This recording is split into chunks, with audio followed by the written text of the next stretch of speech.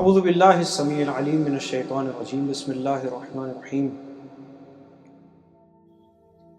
اللہم کل ولیک الحجۃ ابن الحسن صلواتک علیہ وعلی آبائہ فی هذه الساعة وفی کل ساعة ولیا وحافظا وقائدا وناصرا ودلیلا وعینا حتی تسکنہ ارضک طوعا وتمتعہ فیہا طویلا اللہم اجعلنا من انصارہ واعوانہ وشیعتہ وخدامہ ولا تجعلنا من اعدائہ بحق محمد وآلہ الطاہرین رب صل علی محمد وآل محمد وعجل فرجہم ولعن اعداءهم اجمعین۔ ماہ مبارک رمضان ایک ایسا عظیم مہینہ ہے کہ جس میں قرآن مجید کی تلاوت، عبادات اور دعائیں، ان تمام چیزوں سے یہ مہینہ مخصوص ہے۔ اس مہینے کی خاصیت کا اندازہ اس بات سے بھی لگایا جا سکتا ہے، اس کی اہمیت کا اندازہ اس بات سے بھی لگایا جا سکتا ہے کہ اس ماہ مبارک میں ہر دن کے لیے ایک مخصوص دعا ہے۔ دعا عبد و معبود کے ایک انوکھے رشتے کا نام کہ جس میں جب بندہ اپنے پروردگار کی بارگاہ میں حاضر ہوتا ہے اور بالخصوص اس مہینے میں جو دعائیں وارد ہوئی ہیں ان دعاؤں کے سہارے جو اپنے پروردگار عالم کی بارگاہ میں حاضر ہوتا ہے، اللہ بھی اس کی طرف متوجہ ہوتا ہے اور اپنی نگاہ رحمت، نگاہ کرم اس پر کرتا ہے۔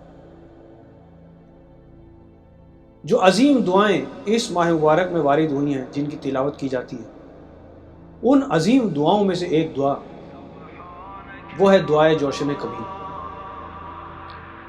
ہمارے شیعہ معاشرے میں ہم دیکھتے ہیں کہ اکثر و بیشتر بالخصوص شبہ قدر میں اس دعا کی تلاوت ضرور ہوتی ہے ہماری مسجدوں میں، امام بارگاہوں میں، اور ہونا بھی چاہیے، ضروری بھی ہے۔ لیکن آئیے ہم یہ جاننے کی کوشش کریں کہ آخر یہ جو عظیم دعا ہے، دعائے جوشن کبیر، اس کا ایک پس منظر ہے، ایک بیک گراؤنڈ ہے کہ یہ کب نازل ہوئی، کس عالم میں نازل ہوئی، کس پر نازل ہوئی۔ آئیے ہم وہ جاننے کی کوشش کریں کہ آخر اس دعائے جوشن کبیر کا پس منظر کیا ہے، اور ساتھ ہی ساتھ یہ بھی دیکھیں گے انشاءاللہ کہ اس کو پڑھنے کا، اس کی تلاوت کا وہ عظیم ثواب کیا ہے، کیونکہ عجیب و غریب دعا ہے۔ اس کو ہمارے بزرگ مرتبہ علماء انہوں نے اپنی کتابوں میں اسے نقل کیا ہے، اسے درج کیا ہے، جیسے سید ابن طاؤس نے محج الدعوات میں، محدث نوری نے مستدرک الوسائل میں، علامہ مجلسی علیہ الرحمہ نے بحار الانوار میں، اور شیخ عباس قمی نے مفاتیح الجنان میں۔ اس کے پس منظر کے سلسلے میں جو محج الدعوات میں سید ابن طاؤس نے روایت نقل کی ہے، بڑی طولانی روایت ہے۔ انشاءاللہ کوشش کرتے ہیں کہ دھیرے دھیرے اس روایت کو آپ کے سامنے پیش کریں گے تاکہ ہم اس کے پس منظر سے بالکل بخوبی واقف ہو جائیں۔ وہ لکھتے ہیں، اس کی سند کو حذف کر کے، سند کو ڈراپ کر دیا انہوں نے، اور اس کے بعد میں لکھتے ہیں کہ عن مولانا موسیٰ بن جعفر علیہ السلام، یعنی حضرت امام کاظم علیہ السلام کے حوالے سے شروع کرتے ہیں، اور پھر لکھتے ہیں کہ عن ابی ہے جعفر الصادق علیہ السلام، یعنی انہوں نے اپنے والد امام صادق علیہ السلام کے حوالے سے نقل کیا، انہوں نے اپنے والد امام باقر علیہ السلام کے حوالے سے نقل کیا، انہوں نے اپنے جد، یعنی پہلے تو اپنے والد امام زین العابدین علیہ السلام کے حوالے سے نقل کیا، پھر امام حسین علیہ السلام کے حوالے سے نقل کیا، اور پھر کہتے ہیں کہ امام حسین علیہ السلام فرماتے ہیں کہ قال ابی، میرے بابا امیر المومنین علیہ السلام نے، امیر المومنین علیہ السلام نے، میرے بابا نے اس دعا کے سلسلے میں مجھ سے ایک دن ارشاد فرمایا کہ یا بنیا، اے میرے بیٹے، الا اعلمک سرا من اسرار اللہ عز وجل، کیا میں تمہیں اللہ کے رازوں میں سے ایک راز کے بارے میں بتاؤں؟ علمنی ہے رسول اللہ صلی اللہ علیہ وآلہ، وہ راز جس کے بارے میں مجھے اللہ کے رسول نے ارشاد فرمایا تھا، انہوں نے بتایا تھا مجھے یہ راز۔ وَكَانَ مِنْ أَسْرَارِهِ لَمْ يَطَّلِعْ عَلَيْهِ أَحَدٌ، یہ ایسا راز ہے ان کا کہ جو انہوں نے کسی اور کو نہیں بتایا، یعنی صرف رسول اللہ صلی اللہ علیہ وآلہ وسلم کو پتہ ہے اور امیر المومنین علیہ السلام کو پتہ ہے، اور اب امیر المومنین علیہ السلام اپنے فرزند امام حسین علیہ السلام کے حوالے اس راز کو کر رہے ہیں۔ امام حسین علیہ السلام فرماتے ہیں قلت بلا یا ابا جعلت فداک،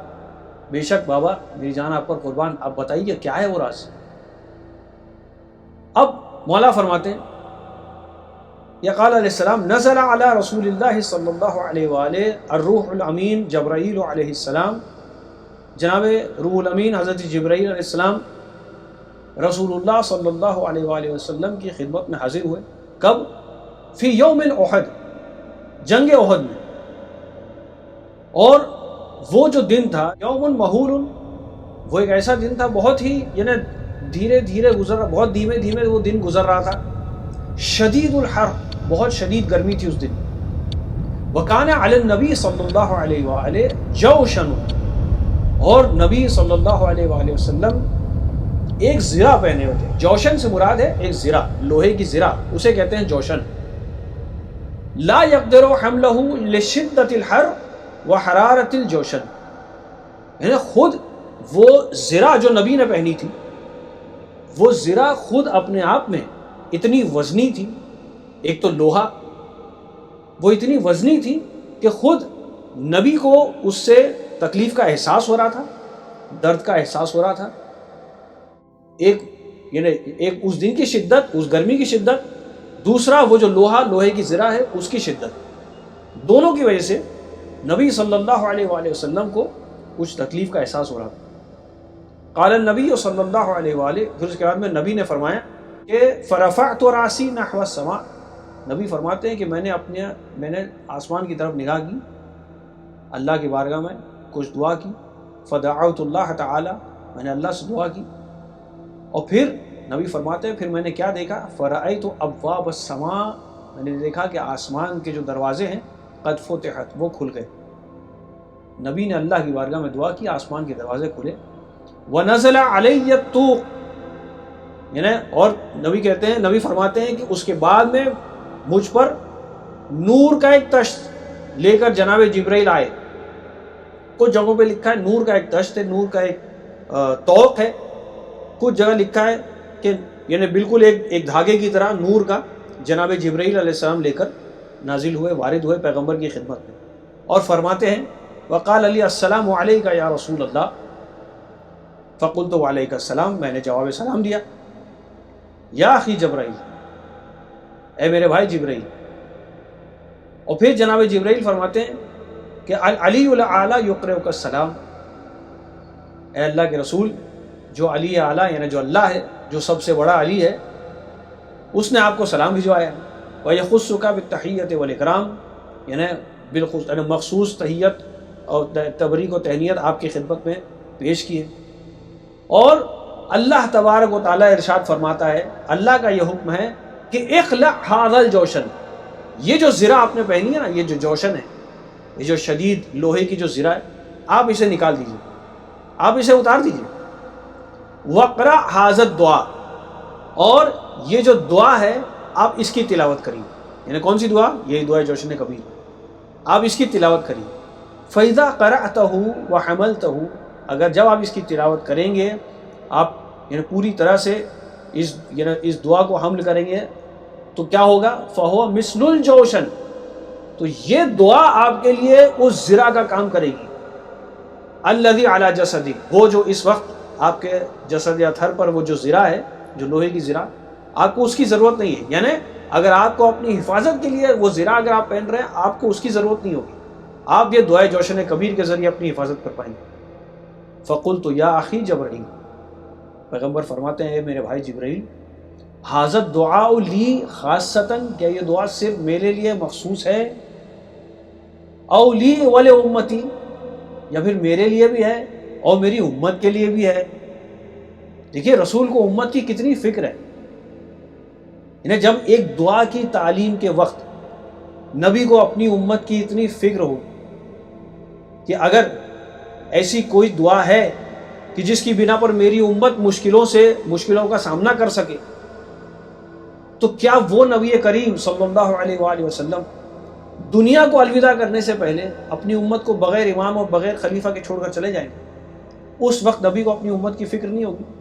یہ بھی سوچنے والی بات ہے، آپ خود فیصلہ کریں۔ پھر اس کے بعد میں جناب جبریل کہتے ہیں کہ قال یا رسول اللہ ھذا ھدیۃ من اللہ تعالی الیک، یہ اللہ تعالیٰ کی طرف سے آپ کے لیے ایک ہدیہ ہے، وَإِلَىٰ أُمَّتِكَ، اور آپ کی امت کے لیے بھی ہے، یعنی یہ دعائے جوشن کبھی نہ صرف آپ کے لیے بلکہ آپ کی امت کے لیے۔ پھر پیغمبر فرماتے ہیں قلت لہ یا اخی جبرائیل ما ثواب ھذا الدعاء، اے میرے بھائی جبرائیل اس دعا کو پڑھنے کا ثواب کیا ہے؟ اگلے ویڈیو ہم انشاءاللہ یہ دیکھیں گے دعا کی تلاوت کا عظیم ثواب اس کیا دعا ہے۔ کی تلاوت کرے اللہ اس کی طرف متوجہ ہوگا، اور جو کچھ انسان اللہ کی بارگاہ میں دعا کرے گا اللہ اس کی دعا کو مستجاب کرے گا۔ یعنی اولو العزم پیغمبروں کا جتنا ثواب اللہ اس دعا کی تلاوت کرنے والے کو دے گا۔ کیا کرے گا؟ اعطیت، اللہ کہتا ہے کہ میں اسے عطا کروں گا ملکن، میں اسے ایک ملک، ایک حکومت دوں گا، ایک حکومت، اور اس بندے کے لیے 70,000 فرشتے خلق کرتا ہے اللہ، یسبحون اللہ، وہ فرشتے کیا کرتے ہیں؟ اللہ کی تسبیح کرتے ہیں، اس کی تقدیس کرتے ہیں، اور وہ سارا ثواب اس بندے کو ملتا ہے۔